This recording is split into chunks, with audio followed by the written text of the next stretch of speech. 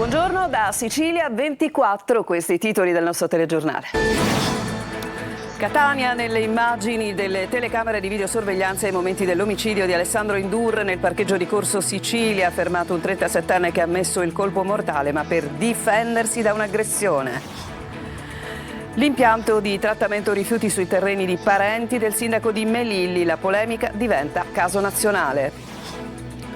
Il carcere di Balate, esempio positivo nel panorama dei luoghi di detenzione sovraffollati nel paese. A Gela la visita di una delegazione di avvocati e associazioni. Estate ricca di fermento artistico ad Agrigento, capitale della cultura 2025, musica e teatro, con grandi nomi e pubblico numerosissimo per un bilancio più che positivo. Calcio, il Palermo, fermato in casa dal Frosinone 0-0, conquista comunque l'applauso del Barbera. Inzaghi dice: i due pali gridano vendetta. Serie C, il Catania supera in trasferta la Cavese per 1-0 e si gode la seconda vittoria in campionato. Siracusa volitivo ma perdente in casa contro il Monopoli, vittorioso in rimonta per 2-1.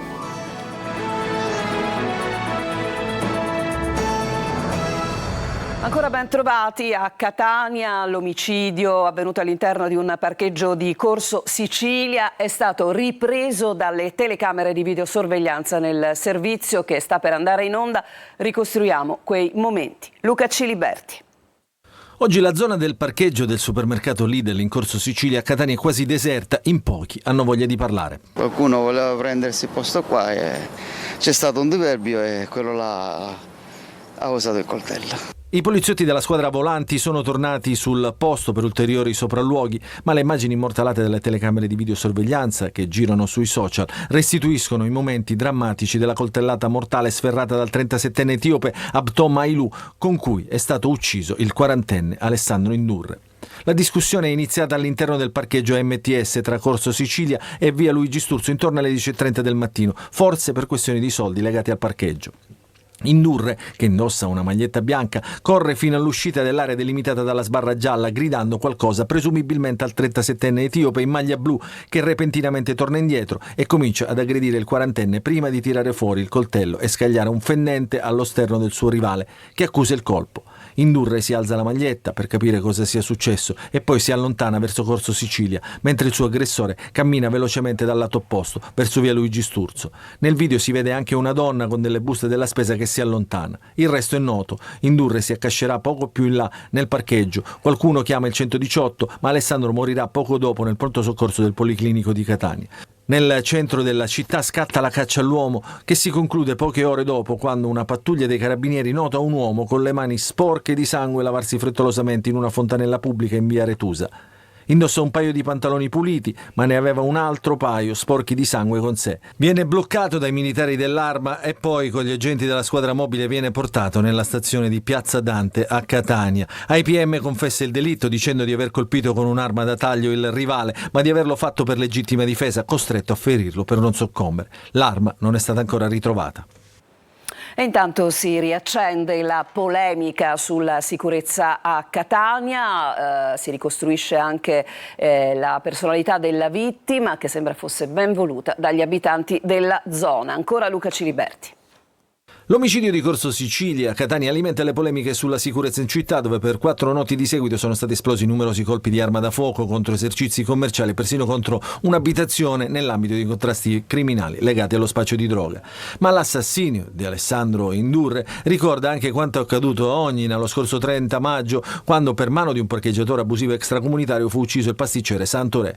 Mercoledì in prefettura a Catania ci sarà la riunione del Comitato Provinciale per l'Ordine e la Sicurezza. Nelle ultime ore un'operazione interforze ad alto impatto in alcune delle zone più calde della città ha portato all'arresto di alcuni spacciatori e al sequestro di droga. Sono distrutto, come sono distrutti tutti i residenti di Corso Sicilia che conoscevano e volevano bene al povero Alessandro.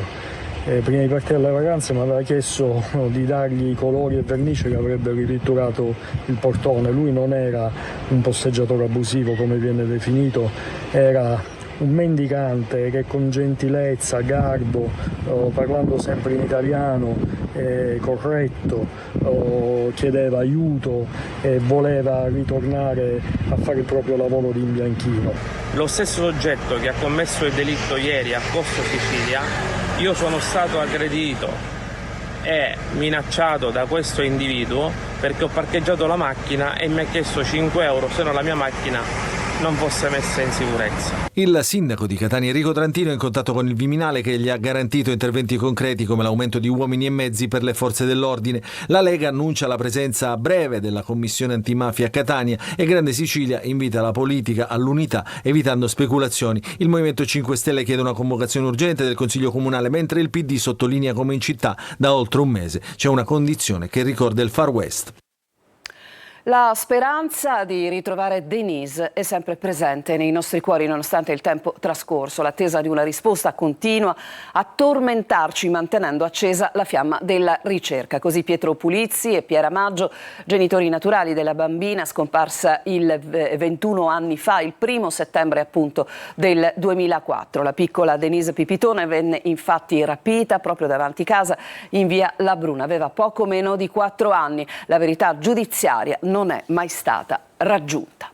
Ed è bufera a Melilli sulla scelta dei terreni dove collocare un impianto di trattamento rifiuti. Si tratterebbe di aree di proprietà di parenti del sindaco, che è anche deputato regionale e presidente della Commissione Ambiente di un assessore comunale. Maglio Viola. Finisce fra gli scranni di Sala d'Ercole quella che era nata come una polemica locale a Melilli nel siracusano per poi diventare un caso nazionale. Un impianto di trattamento meccanico di rifiuti sorgerà infatti su alcuni terreni di proprietà dei parenti del sindaco e di un assessore della giunta comunale. Si tratta del nipote del sindaco Giuseppe Carta e del fratello dell'assessore Mirko Caruso. L'impianto da 230 tonnellate di rifiuti trattati al giorno è stato allocato in quelle aree da uno studio di fattibilità approvato dalla giunta comunale ad aprile. Il nipote di Carta avrebbe invece acquistato il terreno a novembre 2024. Una vicenda che le opposizioni additano come inopportuna anche alla luce del fatto che il sindaco Carta è anche deputato regionale MPA e presidente della 4ª commissione dell'Arso, ovvero quella che si occupa di ambiente, territorio e mobilità. E adesso l'esponente PD Mario Bonomo, già competitor di Carta alle regionali, chiede di ampliare la legge sulle incompatibilità fra sindaco e deputato regionale anche ai comuni sotto i 20.000 abitanti come Melilli. A presentare un'interrogazione parlamentare invece è stato il deputato Ismaele Lavardera. Qui nasce un problema serio di opportunità, cioè è normale che un comune potrebbe dare dei soldi a praticamente il nipote del sindaco e al fratello dell'assessore, cioè non è una cosa che forse solleva un dubbio di etica e morale, di opportunità di un sindaco che fa pure il deputato? Una operazione fra 600 e 700 mila euro, dice Lavardera nella sua interrogazione, ma nell'intera vicenda, va precisato, non esiste alcun divieto di legge e il sindaco Carta ha già risposto che non gli interessa di chi sia il terreno, ma solo che sia adatto agli scopi utili alla comunità. L'opposizione però lo attacca sul fronte politico e su quello etico. Una delegazione tra avvocati e associazioni si è recata in visita a Gela, la casa circondariale di Balate. Si tratta di un esempio positivo nel panorama nazionale delle carceri invece sempre sovraffollate. Gerry Italia.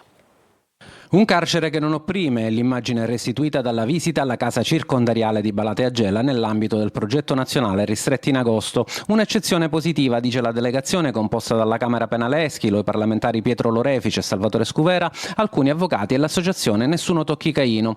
Qui non emergono particolari emergenze rispetto al quadro critico delle carceri italiane, segnate da sovraffollamento, aggressioni e un alto tasso di suicidi e condizioni di disagio per i detenuti e gli agenti penitenziari. Dobbiamo dire che il carcere di Gela, così come lo scorso anno, si pone sicuramente a un livello di standard molto superiore rispetto a tanti altri carceri. Sicuramente è uno dei carceri di quei 37 istituti di pena che tra i 189 complessivi non soffre di sovraffollamento, anzi ci sono posti liberi. Restano però alcuni nodi da sciogliere, mancano ancora laboratori di formazione professionale e spazi di socialità come un campetto da calcio. Questo carcere è un carcere esemplare, io ho modo per il fatto della mia professione di visitarlo e devo dire in termini di pulizia, di correttezza, di comportamenti, cioè lo dicono gli stessi detenuti. Questo carcere era ridotto un rudere e ne è nata una struttura assolutamente utile per la città. I parlamentari intanto hanno assicurato l'impegno a cercare fondi e programmi dedicati. L'obiettivo, fare di Balate non solo un'eccezione, ma un modello replicabile in tutto il paese. Adesso ci fermiamo, c'è una pausa, torniamo tra poco per parlare di una bella iniziativa che va tutta in difesa della pulizia dell'isola di Marettimo. A tra poco.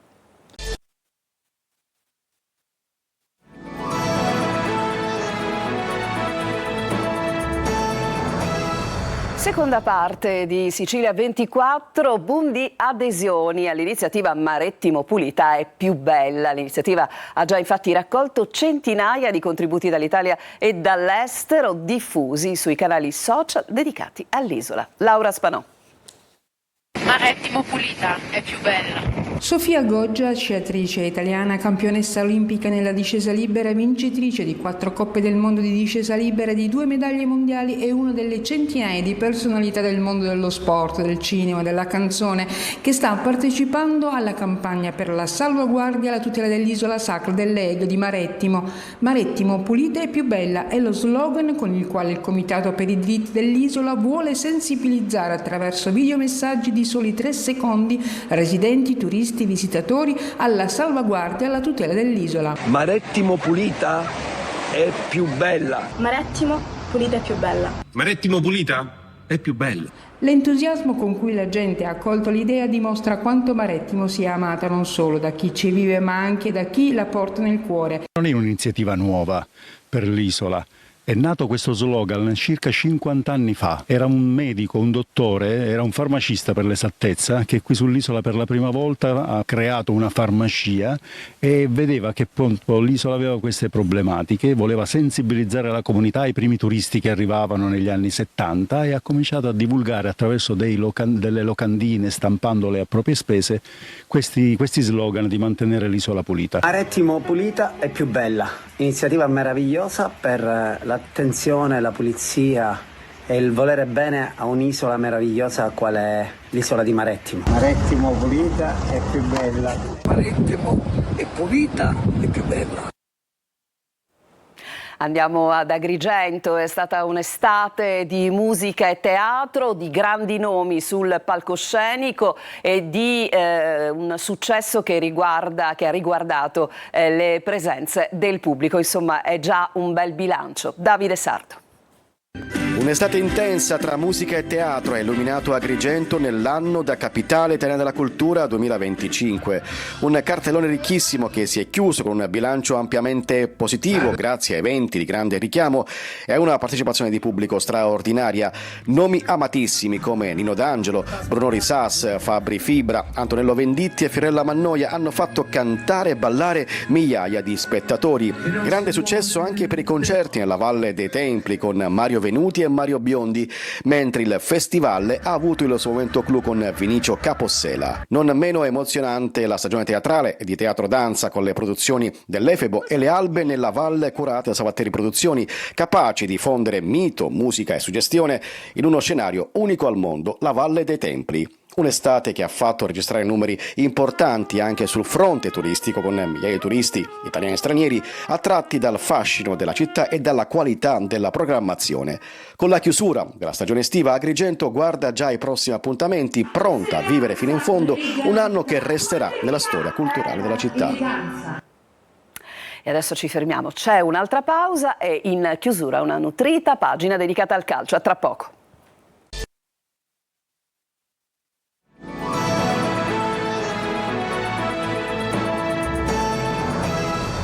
Siamo al calcio, il Palermo, lo ricordiamo, non è andato oltre lo 0-0 al Barbera contro il Frosinone, poi un palo colpisce, prima un palo, poi una traversa. Sentiamo Marco Gullà.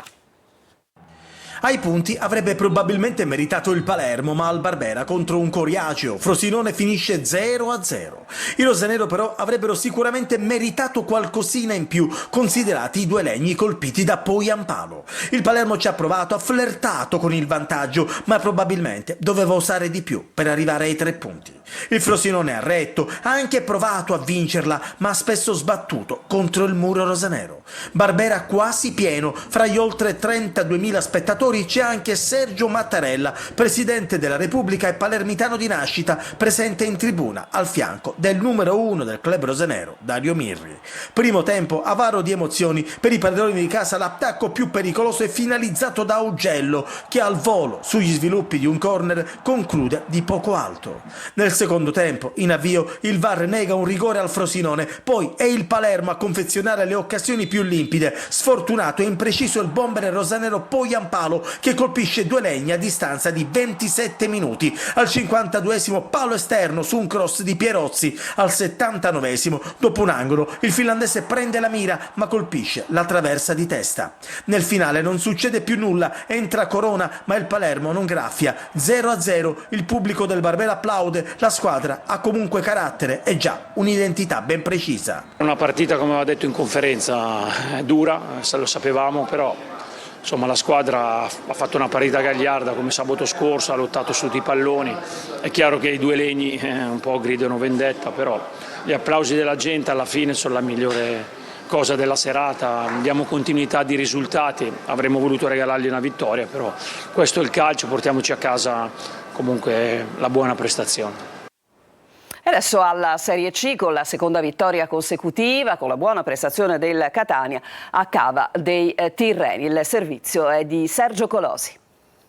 Catania protagonista e vincente, 6 punti in 2 giornate, vetta della classifica. Il successo più che meritato di Cava, con lo stesso risultato della scorsa stagione, lancia la squadra di Toscano. Cavese aggressiva, Catania padrone del campo in una sfida ricca di episodi, a volte controversi. Il primo intervento automatico del video support con revisione dell'arbitro Picardi annulla il vantaggio di Fella per un fallo commesso da Guida. C'è anche il lato B, quello dell'interpretazione errata del video support, con Picardi che prima convalida e poi annulla il vantaggio ospite di Gimenez per un tocco di braccio di Forte. Accade però che la Cavese, dopo l'irregolarità, recupera il pallone e poi lo riperde, dando nuova validità all'azione avversaria. C'è cooperativo anche nella ripresa, ma l'episodio chiave dopo 10 minuti è il sinistro vincente di Forte su traversone di Donnarumma, e qui c'è poco da rivedere, gol buono che vale 3 punti. Il Catania domina e spreca, Boffelli si supera su Donnarumma e su rigore procurato e calciato da Cicciarelli. La spinta del Catania è inesauribile, ma lo scatto d'orgoglio della Cavese potrebbe originare la beffa, con Sorrentino impreciso e Dini superlativo su Orlando nell'unica parata di giornata. Tra il rigore e le altre 2 o 3 occasioni per poterla chiudere c'era la possibilità per soffrire di meno, dove loro mettevano queste palle lunghe, questi calcio d'angoli, queste seconde palle devi gestire meglio la fase finale della partita e chiuderla prima. Caturano rimane in panchina, D'Ausilio entra e colpisce la parte alta della traversa. Al secondo triplice fischio finale di un distratto e incerto Picardi, il Catania festeggia vittoria e primato. Torna d'attualità il mercato, con lo scambio Buglio-Guaini sempre più vicino. Siracusa, bello ma sfortunato. A passare infatti al De Simone è stato il Monopoli, che ha vinto per 2-1 in rimonta. Sentiamo Marco Petrolino. Un Siracusa volitivo, a tratti arrembante, cede nonostante una buona prestazione al cospetto del Monopoli.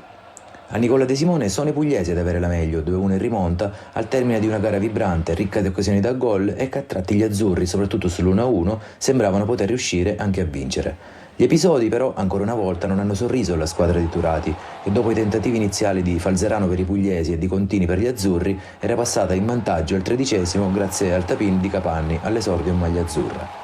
Immediato il pari del Monopoli, che ha risposto al 14° con il preciso destro vincente di Fall.